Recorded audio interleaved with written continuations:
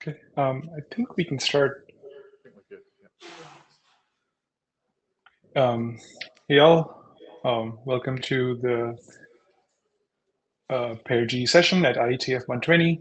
I'm Shaban, and I and Sarah have been co-chairing this group for a while. And yeah, looking forward to the two talks this evening. And this is the note well. Please do note it well. It covers various topics such as patents and code of conduct. By participating in this meeting and generally the IETF week, you agree to follow this. And there's a number of BCPs and RFCs that govern behavior at the IETF. Please do take a look at some point. And if you do have issues or concerns about behavior, please talk to the Ombuds team. That's why they're there. And we do need a note taker. So do we have a volunteer in the room or remote?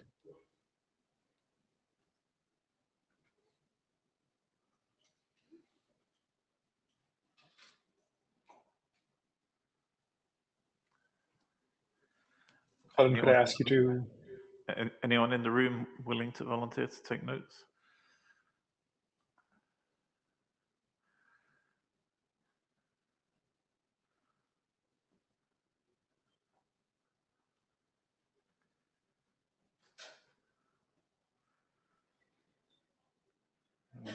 We do need a note taker. What was the fun part?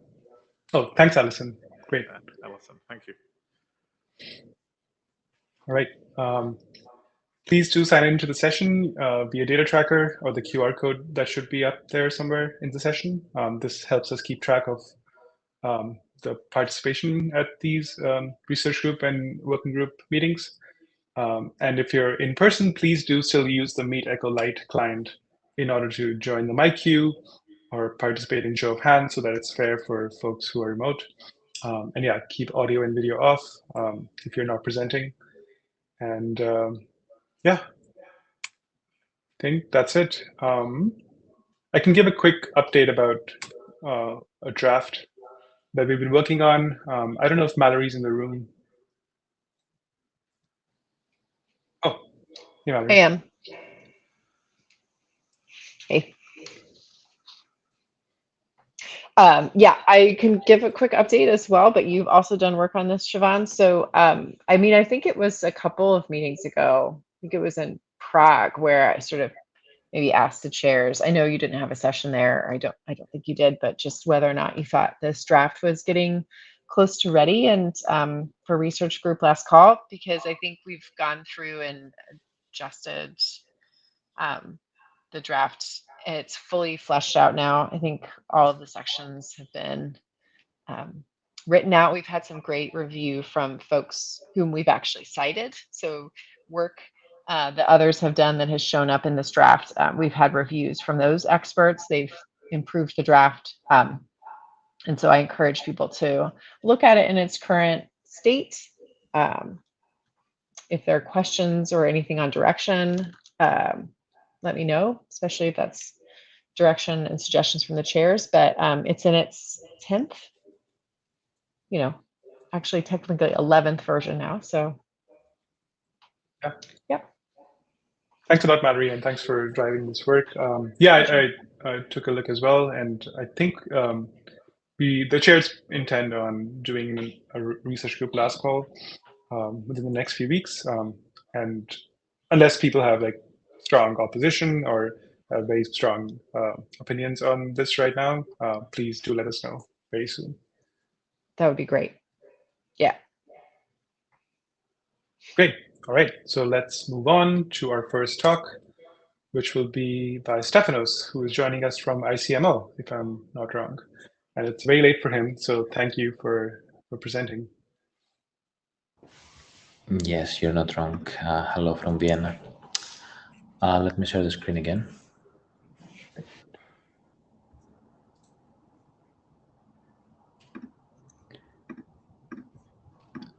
and you should be able to see my slides, right?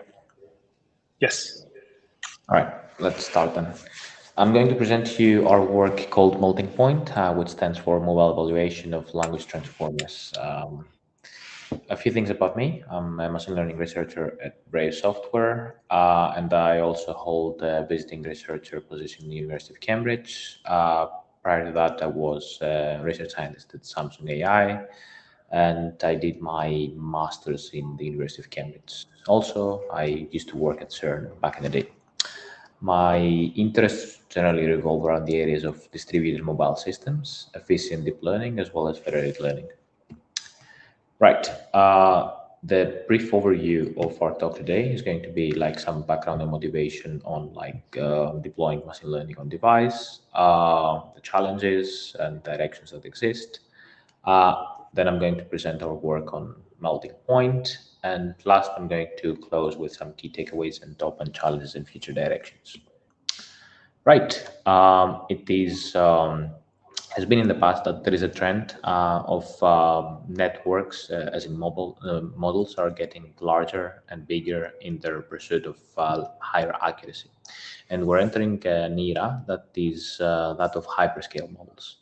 At the same time, devices are getting ever more increasingly powerful in their attempt to be able to execute these networks.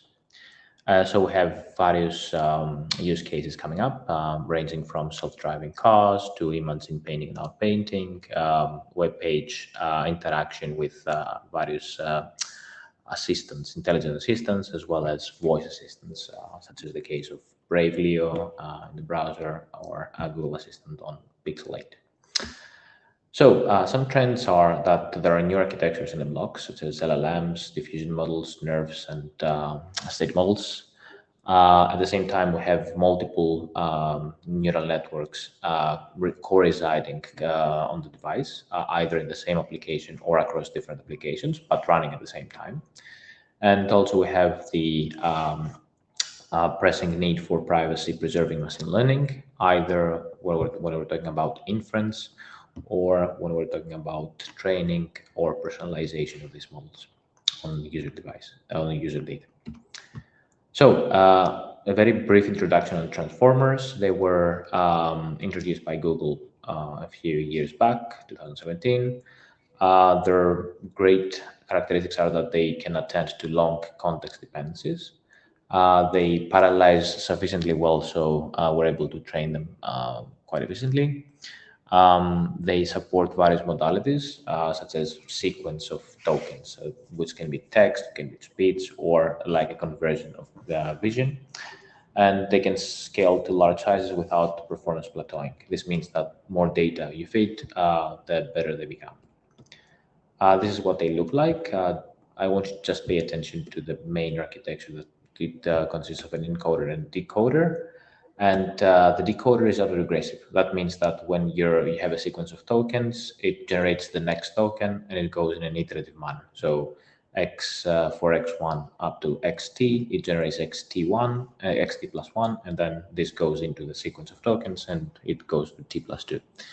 As you can understand, there is a lot of compute being the same.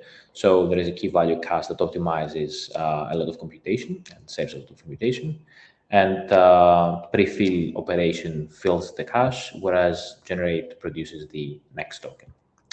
The former is a compute-bound operation, whereas the latter is usually a memory-bound operation. And some terminology that is going to be useful later on is the context size, which is the maximal window of tokens that the transformer can attend to. It's the maximum generated length, which is the maximum generated tokens in the output.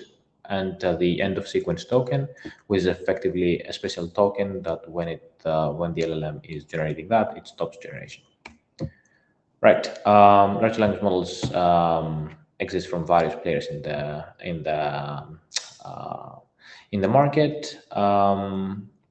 Accuracy, efficiency, and cost are the key characteristics, and the training process consists of pre-training on very large corpora, such as like the web, then fine-tuning on very specific annotated data sets for downstream tasks, and usually RLHF for RLAIF, which is human feedback or AI feedback, for alignment to either human expectations or safety, these kind of values. So how can one deploy LLMs in the browser?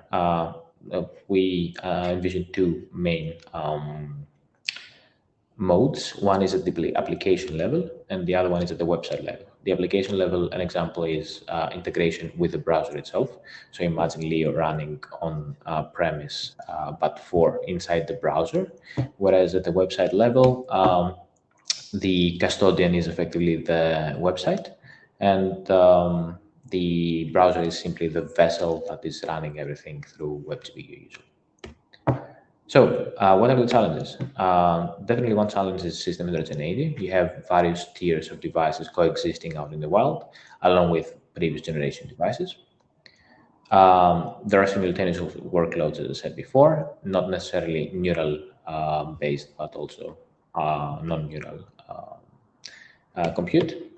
You have the download latency of the model parameters, as well as the initialization latency, so loading them from memory into from secondary memory to main memory. And another problem is the sustained performance, where the peak performance may not be guaranteed under continuous inference. So I'm going to start now with melting point, which has been accepted to Mobicon 2024. The code and the paper can also be accessed online. Right, this builds on top of previous work of mine, but I'm not going to speak a lot about this. These are just for reference. The question is, why should one deploy on device? One is for decentralization, democratization of access. So instead of having only access to these resources through a black box API, users are able to effectively control how they're using these models. Next is privacy and personalization. So they're able to be the custodian of data and not have their data ever leaving the device premises, and they're able to personalize these models on their own tasks. And last but not least, it's sustainability in terms of if you have easier tasks that don't need that many resources, you don't need to run a trillion model parameter just because it's the one available. So you can customize effectively the model to your needs. So there is a trend going from large language models to smaller language models, and these are usually going from like several billions to like a few billions, like 1 billion or 2 billion models.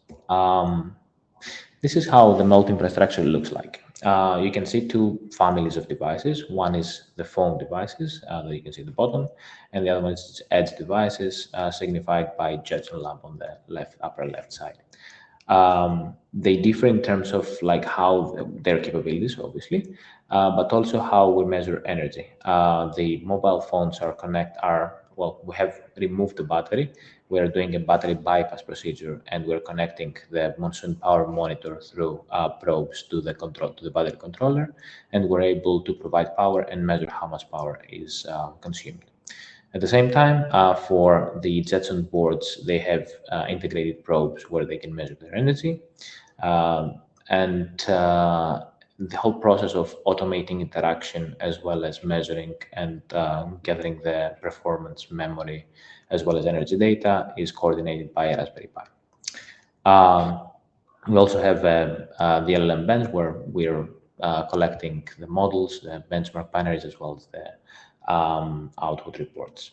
This is what it looks like in reality, and these are what each device is doing. Also, we have an infrared thermometer for being able to measure the thermal behavior of the device. So the benchmarking process looks like this. For brevity of time, I'm not going to go through every bit of detail, but effectively we have models that we're downloading from repositories, be it Hugging Face or another source.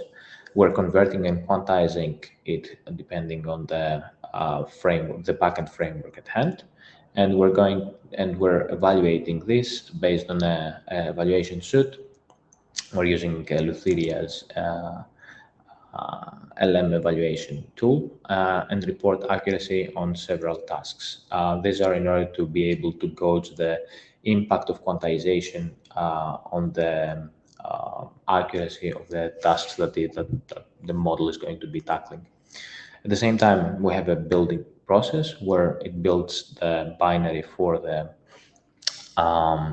application, and through automation, we're able to interact realistically with the application on the device and measure the characteristics that we want to measure. The devices, models, and frameworks that we have traced are depicted in these three tables. We have high-tier and mid-tier devices across the board on Android, iOS, and Jetsons. We have models that span from 1 to 13 billion model parameters. And the frameworks, the backend frameworks that we support is MLC and Llama CVP. LLM Farm is at the front end for iOS on top of Llama CVP. We divide two families of benchmarks, macro and micro benchmarks. Macro run at the conversation levels. They're more realistic, whereas micro benchmarks are more deterministic by having always a fixed set of inputs and output totals. The throughputs and discharge rates are depicted now in these various graphs. On the left side, you can see the throughputs, and on the right side, you can see the energy efficiency of each model on different devices and frameworks. Prefill, as I said before, is faster than generation because it's compute bound. So the GPU is not, or the CPU doesn't wait for the memory to bring data into the compute device, the SoC. You can see also that there is a lot of heterogeneity across the board based on the device, the framework, as well as the model. Generally, smaller models behave better, faster, and are more efficient. You can also see the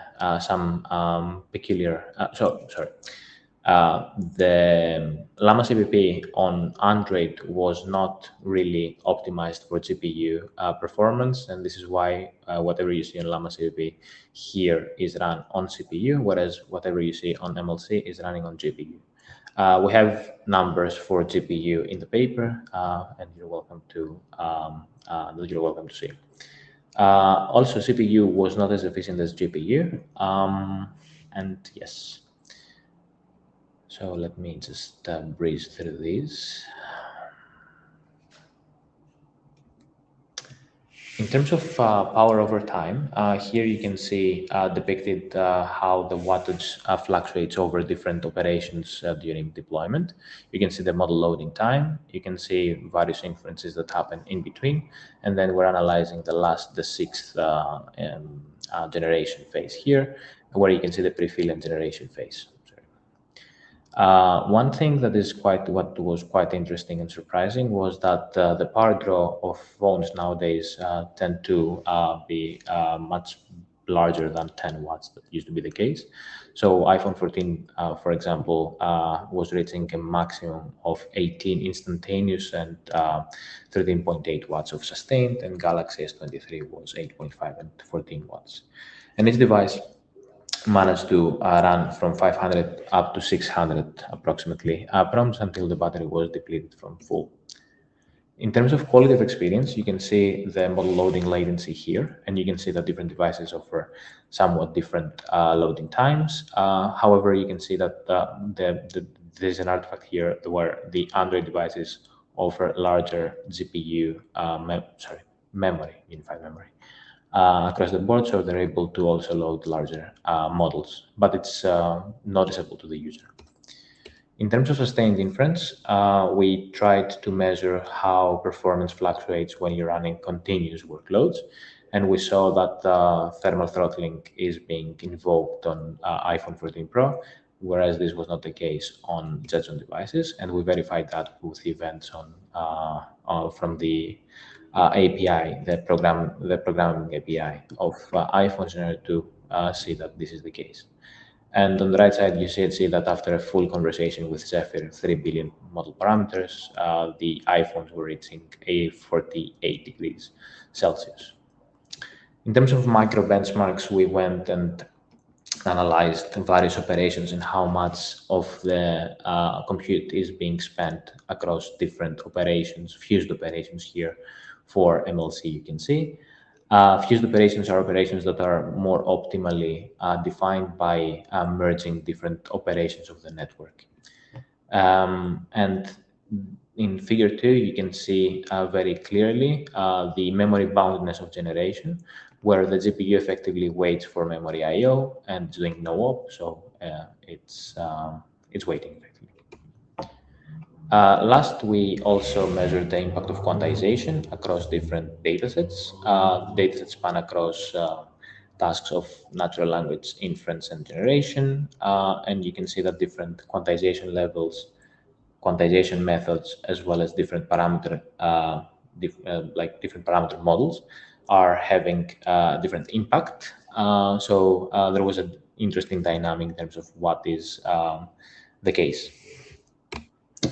Last, we verified how, so if we're not only limited on the premises of the device, and we can span across different devices, so offload to ambient devices such as Jetson Nanos. We wanted to verify how computation works, how well it works. It's significantly larger than the on-device computation, and also it becomes more efficient.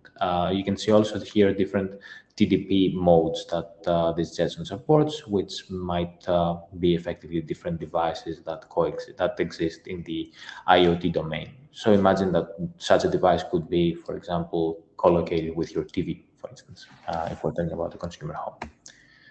The summary key takeaways are that we performed the first study for the feasibility of deploying LLMs realistically on mobile and edge devices that can act as a basis for future research. We offer an open benchmarking framework that people can use and extend that allows performance, energy, and thermal, as well as accuracy evaluations of transformer models on devices.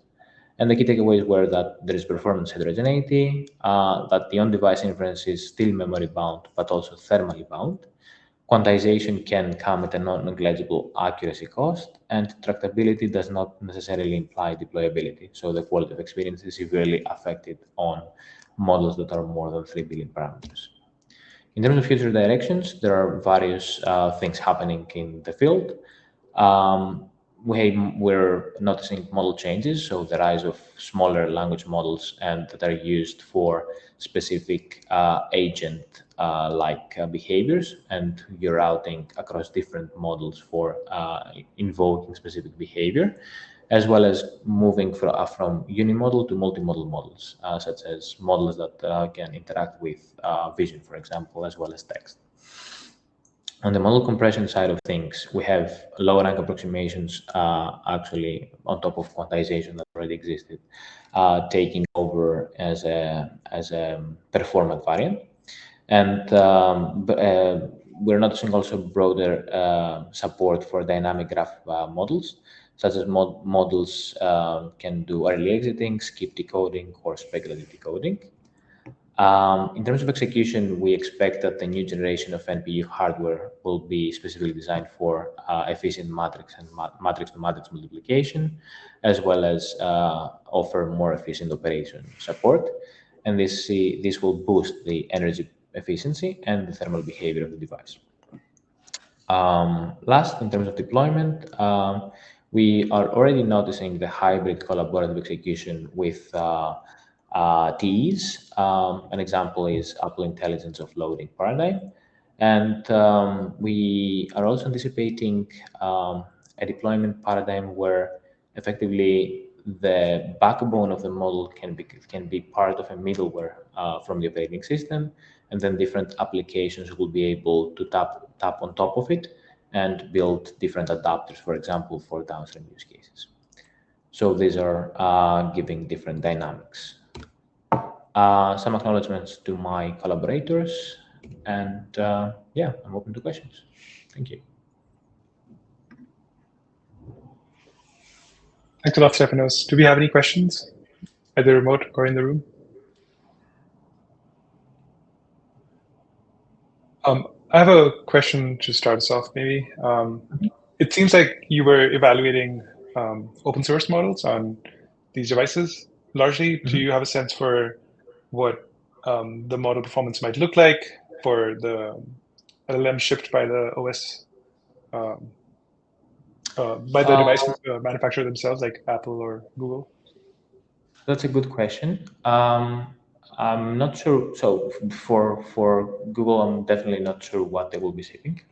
It's probably going to be a Gemini variant that they're already talking about, but they don't publish about. Usually, it depends on. So effectively, if it acts as a foundation for others, for other applications to build on top, they need to have a generalizability aspect covered. So the more parameters that this backbone have, the better it will generalize across different tasks, obviously. But at the same time, I don't expect this to be larger than 10 billion model parameters because it won't be supported by devices. For Apple's case, I'm pretty sure that like the first variant of Apple Intelligence is only supported on the 15 Pro line, which comes with at least 6 GB of memory. That's my understanding right now for things to come. Also, I expect that the first variant will have first-party applications first, and then third-party application might be supported along the way. Can you say more about that? Sorry, the first party versus third party use cases? The native applications will be the first clients for this middleware, and then third-party applications will probably take over.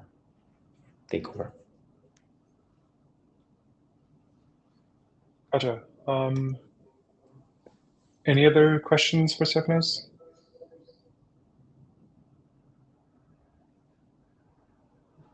Jeff, go ahead.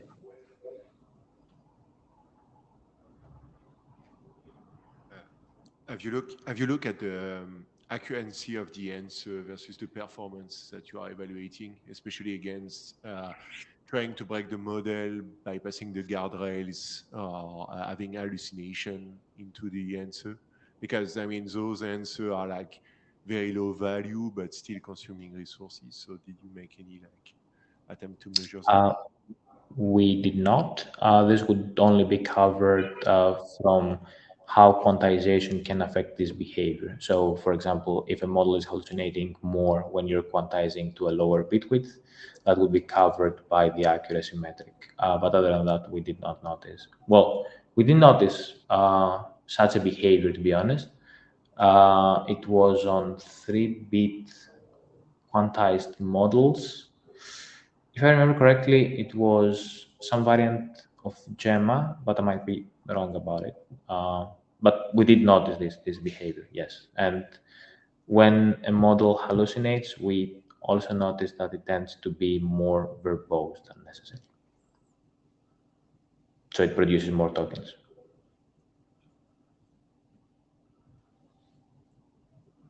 Cool. If there are no more questions, we can move on to the next talk. Thanks a lot, Stefanos. Let's have a round of applause. Thank you. Cheers.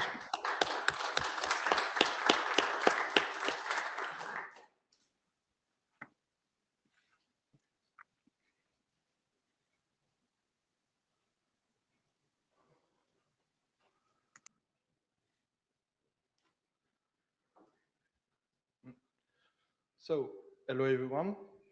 My name is Antoine Franco. Today I have the pleasure to present you work that I've been doing with my colleagues Luigi Ganone and Maelke Richard on the Ariane protocol, which is a privacy-preserving network layer protocol.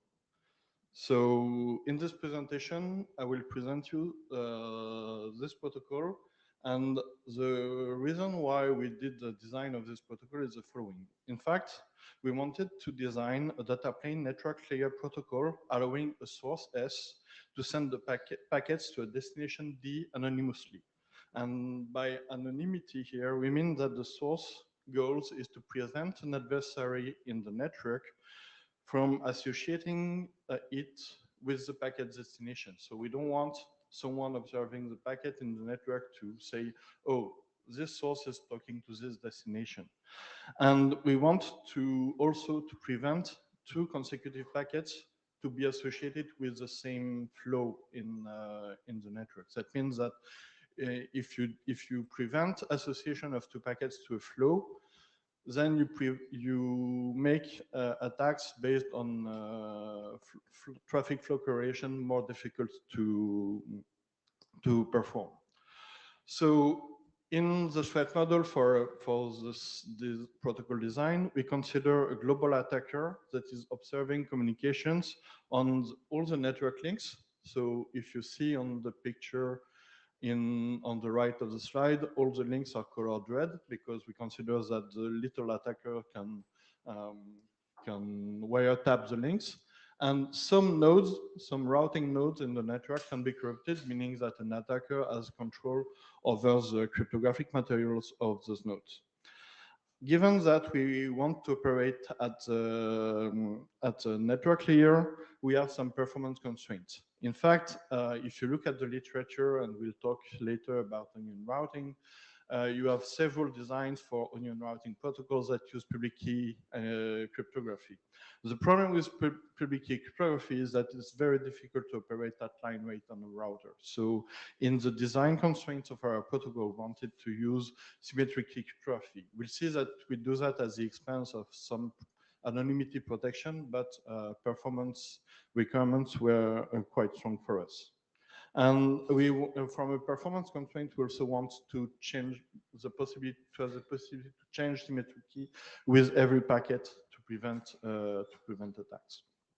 So, as I mentioned in the previous slide, when we tried to design our protocol, we quickly went to onion routing, and we found a very good definition of onion routing in a paper for Christian Kuhn and Martin Beck and Thorsten Struffer called Breaking and Partially Fixing Provably Secure Onion Routing, which I encourage you to read because it's a tremendous paper.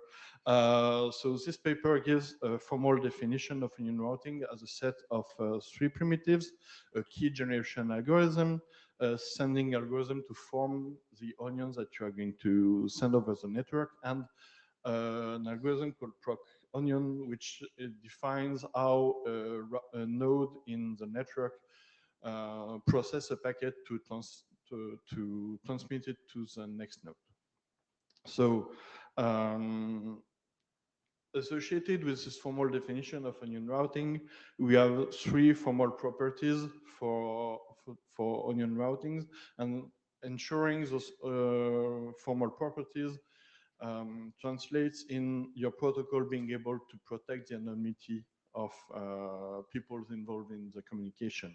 So those three formal properties are layer and linkability. In fact, in layer and linkability, we mean that an adversary that is accessing onions before and after honest relay can't determine whether the two onions are related or not. So it means that a packet that is crossing an honest node can't be packets in ingress packets and egress packets coming in and out of an honest node can be associated. So it prevents an attacker to perform correlation attacks.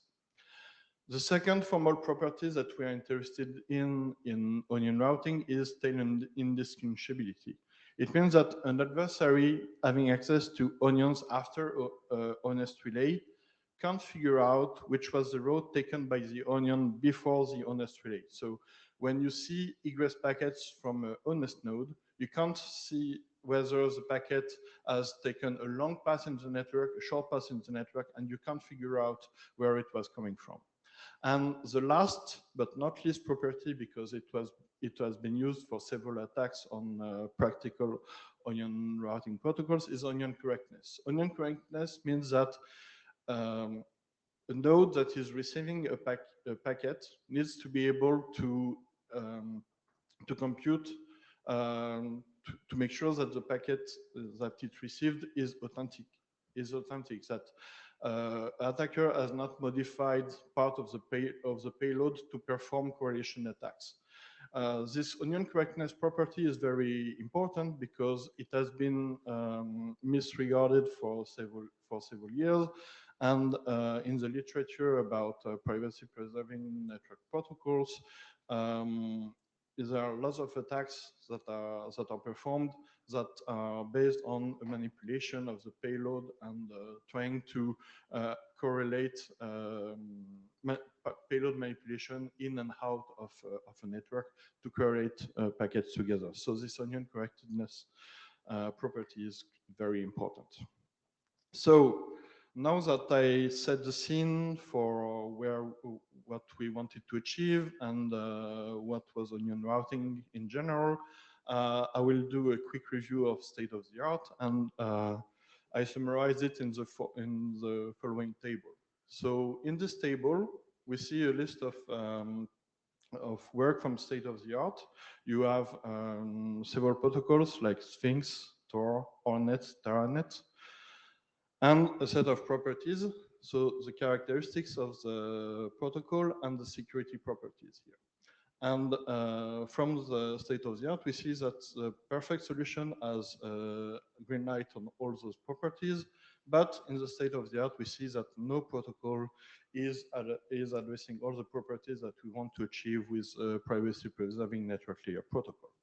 So in particular, first, Sphinx, and which is one of the major onion routing protocol that has been presented in a paper from 2012, and it's enhanced versions that has been enhanced by Christine Kuhn and her colleagues. Those protocols are not usable at the network layer because they are using public key cryptography. From a security perspective, they are very nice, especially the enhanced version by Christine Kuhn. But from a performance perspective, it's not feasible to run those protocols at the network layer. Tor is very widely used and very, very popular when you talk about privacy-preserving protocols. The issue is that you have a number of attacks that have been performed on Tor that prevent him from being completely secure, and operating Tor at the network layer is a challenge. You also have protocols like Hornet and Teranet that have been designed in ETH Zurich in the frame of the future network architecture called Scion. Those protocols are also very interesting, but given their design, some security properties are not ensured.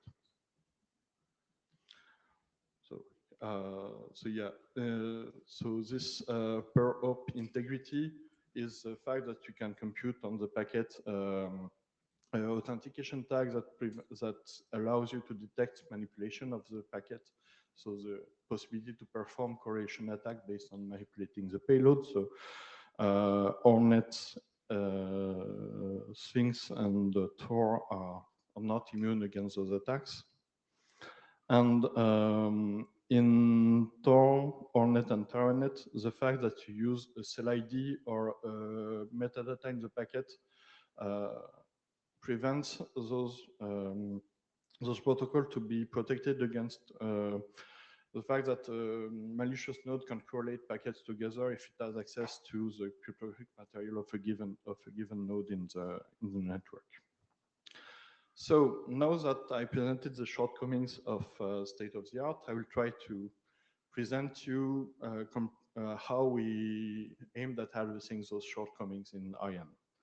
So in IAN, we wanted to prevent against the attackers that I described earlier, and to avoid having to rely on the third party, we used a source routing model. So using the source routing model allows the source to control the path that is going to be taken in the network, and the source is able to determine the trust it has in the source, in the route it received from an oracle. For now, we are considering it an oracle. We are going to use sequential encryption on packets. So at every node on the path, the packet will be re-encrypted. and we'll see how the integrity of the whole packet will be checked at each step. And for performance reasons, we are going to avoid as much as possible the use of public key cryptography. Because it's not feasible to do that for all the packet. We'll use enhanced strings packet at the beginning to set up master symmetric keys between the source and every node on the path, and then we are going to use a key derivation mechanism to derive per packet symmetric keys that we are going to use to generate the cryptographic material that is used to process the packet. So in Ariane, we have included two technologies that we think are participating in improving the privacy properties of protocols from state of the art. The first technology that we designed and included in Ariane's design is the anonymous key reference. In fact, if you remember in the state of the art, I mentioned that, for instance, in Tor, the use of a cell ID was opening the possibility for an attacker to perform correlation of two packets to a given flow. In fact, in Tor's design, packets belonging to the same flow share the same cell ID at a given node. And this is a major attack vector for Tor, and it has been used in several attacks that have been published. And we struggled a lot in the design process of Ariane to avoid having such mechanism and such metadata allowing to an attacker to correlate packets to the same flow. And the light came with paper called Anonymous Authenticated Encryption that was published in 2018, I think. And in fact, in this paper, they say that they are going to share the reference of a key by saying that the trailing bytes of an encrypted content will contain all zeros. And if you have a bag of keys and you are trying to decrypt the encrypted content, you realize that you have used the proper key when you find the trailing zeros. This is not an acceptable method when you try to encrypt and decrypt packet at line rate using symmetric keys, because otherwise you would use public key cryptography. So we modified the method a bit in the following way. In fact, we inspired from the Enigma attack, the Enigma Elo attack, that at the beginning of a packet, we use the same byte pattern, and we encrypt it with a set of temporary keys. So from the master keys that we exchange between the source and a given node, we derive a set of temporary keys, and we encrypt the beginning of the packet with those temporary keys. And we store the results of those encryption in a dictionary. When we receive a packet, we look at the first bytes of the packet and we compare it with in the dictionary that we got to determine whether it matches an encrypted pattern that we have pre-computed. When we find this pre-computed pattern in our dictionary, we can retrieve the temporary key, and we can use this temporary key to process the cryptographic materials that we are going to use to process the packet on the node. The advantage of this is that you don't have same reference in clear in the packet, because you are using encryption of a given pattern. So the pattern changes with every packet. So that's fine, and it can be used to correlate packets together. It's a moving reference, so it prevents linking packet to a session for an external observer. If we are in a state where there is a loop on the pattern, then we change key and we go back to a new cycle. The second technology we used in Ariane is the routing element shuffling. In fact, in privacy-preserving network protocols, using the source routing approach, one aspect is that you have to store the route in the header, and the length of the route needs to be hidden to prevent an attacker from getting information from the observation of the length of the route.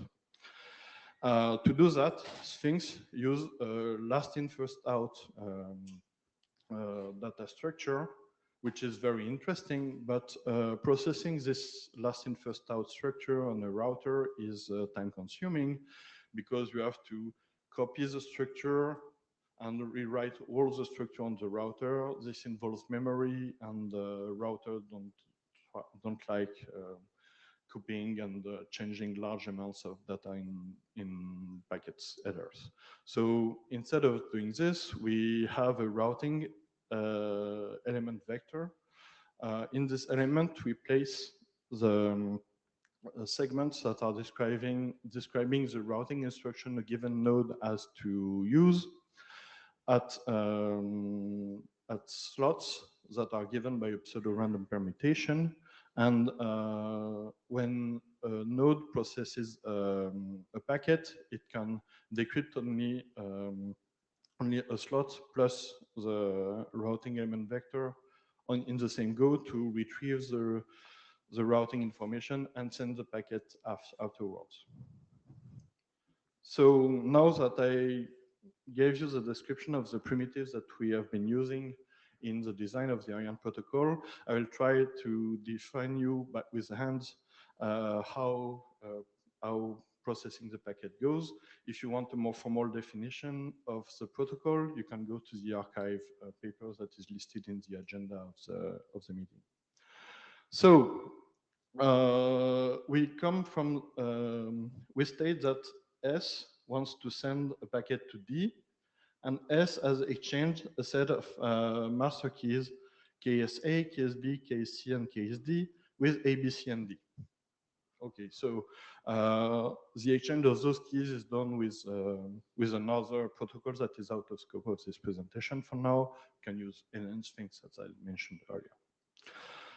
So first, S will create the packet to send to D through A, B, and C. To do that, it will take a two-pass approach. First, it will retrieve the address of all the nodes A, B, C, and D, and the keys, and it will initialize a routing element vector, which is a vector of bytes of a fixed length. And it will compute a pseudo-random permutation over the addresses to place the addresses into segments here that are placed in slot position that is given by a pseudo-random permutation. So here you see in the vector that segment A's position is here, B, C, and D. Okay. So now, from the master key that has been exchanged between S and A, B, C, and D, we compute a temporary key using key duration mechanisms such as DUKPT, key duration mechanisms used in credit cards. And with the temporary key that we retrieved, we compute a pseudo-random permutation of the length of the packet, plus the length of a routing element vector here. So we have those byte strings, we keep them, and we start processing creating the packet in the following way. So we start from the vector of bytes that we initialized, and we place here a segment. A segment is a prefix with fixed pattern that we are going to encrypt to reference to our key, and a segment A star. Segment A star is the address of the next node for segment A, so the address of B, and the authentication tag set to 0, because we are going to include an authentication tag later. So we include segment A star here, and we XOR the whole packet with row KSA header. So it's this part of the pseudo-random bytes that we generated with the temporary key. So we retrieve this key, this byte vector here, and we continue the process by placing B at the slot and XORing with row KSB, etc., up to D here. So at the end of this process, we obtain a byte vector in which which is initialized and sequentially encrypted with the row KS header part. But the problem is that with this structure, we don't have the possibility to get an authentication tag for the whole packet. So to include this authentication tag in the header, we are going to add the payload at the trailer of the packet, and we are going to XOR the whole packet here with row KSD header plus row KSD payload. So we obtain this byte vector here, and we're going to place the segment D star at the beginning, compute the MAC of the packet here, and replace segment D star here with the segment with the authentication tag we computed, XORed with row KSD routing element. So the first part of the pseudo-random permutation that we computed earlier. And we are going to copy this byte part in the routing element vector at the slot of segment D star. So we do the same in the same way with C, B, and A. And in the end, we obtain the following packets. So here we have segment A with the authentication tag that has been encrypted once, segment B with the authentication tag encrypted twice, C 3 times, and D 4 times. So here note that segment N with M contains the encryption tag, and segment N star doesn't contain the encryption tag, so the encryption tag is set to 0. So now S is ready to send the packet to A. So it's going to send packet to A here.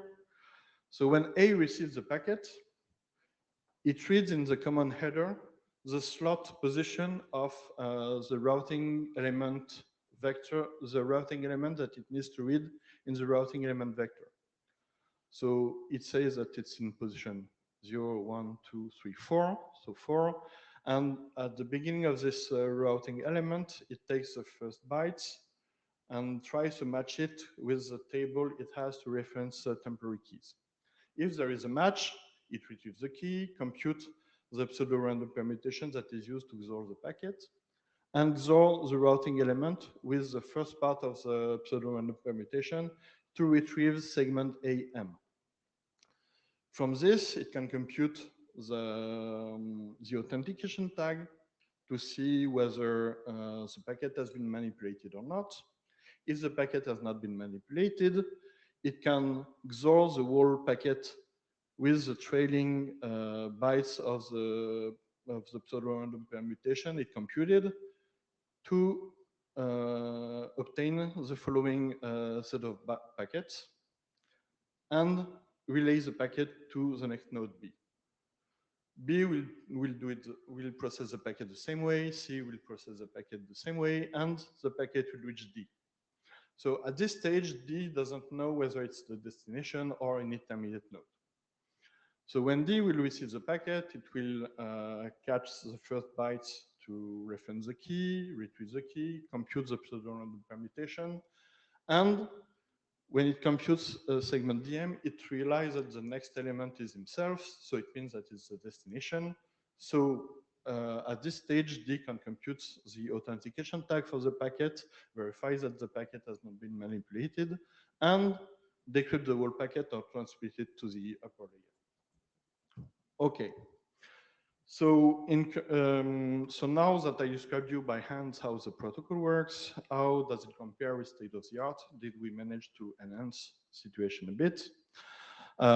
So here at the bottom of the picture, you see how we perform with ION, whether we are using the routing information vector with the pseudo-random permutation of the position, or without using the routing information vector, meaning that we are using the LIFO data structure that I told you we would like to avoid.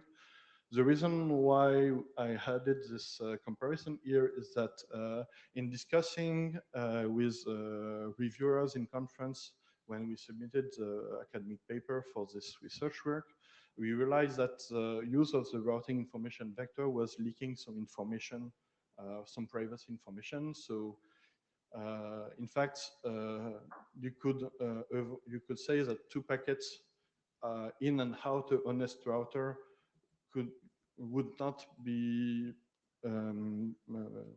belong to the same flow if they use the same position in the routing element vector.